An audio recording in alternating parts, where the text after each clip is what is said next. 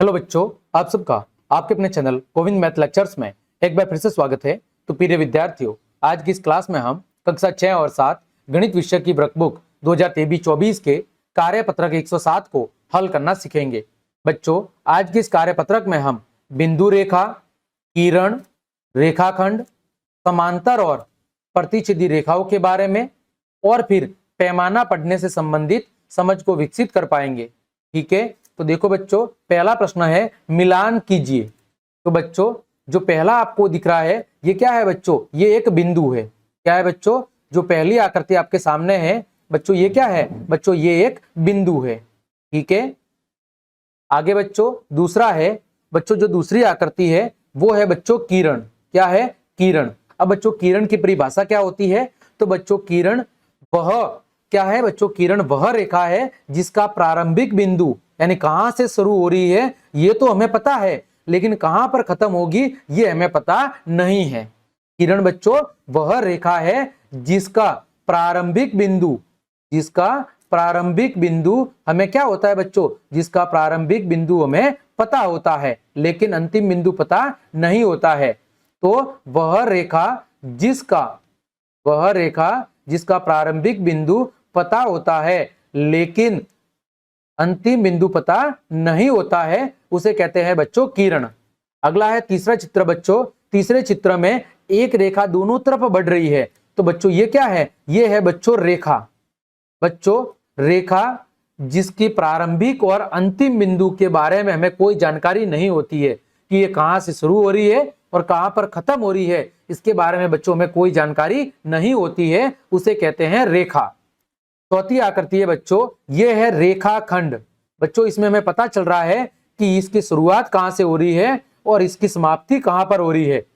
यानी रेखाखंड रेखा का वह भाग है जिसका प्रारंभिक और अंतिम बिंदु दोनों बच्चों हमें पता होते हैं। जैसे ये ए बिंदु से शुरू हो रही है और बी बिंदु पे खत्म हो रही है। तो रेखा का खंड यानी रेखा के किसी एक भाग को जहां पर हमें पहले और अंतिम बिंदु के बारे में पता होता है बच्चों, उसे क्या कहते हैं? रेखाखंड कहते हैं। अगला बच्चों पांचवी आकृति है। देखो इन दोनों रेखाओं को हम जब आगे बढ़ाएंगे बच्चों तो ये क्या करेगी? एक दूसरे को काटेगी। क्या करेगी बच्चों? एक दूसरे को काटेगी। तो जब दो रेखाओं को आगे बढ़ाने पर यदि वो किसी जगह पर एक दूसरे को काटती है तो बच्चों उन्हें हम क्या कहेंगे? बच्चों उन्हें हम कहेंगे प्रतिच्छेदी रेखाएं। क्या कहेंगे बच्चों? प्रतिच्छेदी रेखाएं। अगला है बच्चों छठा। देखो दो रेखाओं के बीच की जो दूरी है बच्चों यानी जो अंतर है वो कैसा है बच्चों? अंतर है समान।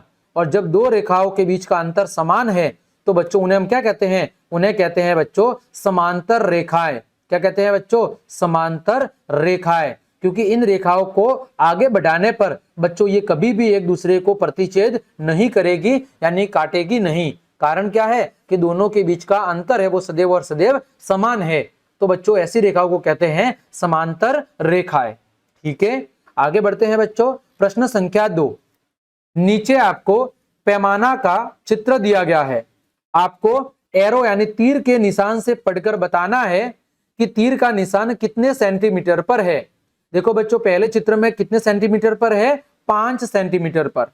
दूसरे चित्र में बच्चों तीर का निशान कहां पर है? 3 सेंटीमीटर पर। तीसरे चित्र में कहां पर है बच्चों? 15 सेंटीमीटर पर। ठीक है, तो आपको स्केल को देखकर उसका मान बताना है।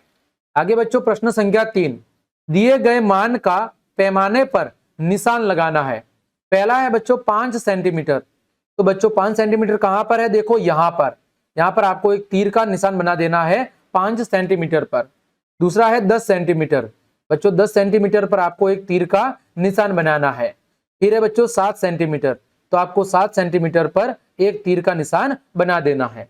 ठीक है बच्चों, तो इस तरह हमने आपके कार्यपत्रक 107 के सभी प्रश्नों के उत्तर बहुत अच्छे से जान लिए हैं। उम्मीद करता हूं सभी प्रश्नों के उत्तर आपको अच्छे समझ में आए होंगे। तो क्लास देखने के लिए आप सभी का धन्यवाद। यदि आपको मेरी क्लास और मेहनत पसंद आई है तो बच्चों लाइक, कमेंट, शेयर और सब्सक्राइब जरूर करें। आज के लिए इतना ही। जय हिंद, जय भारत।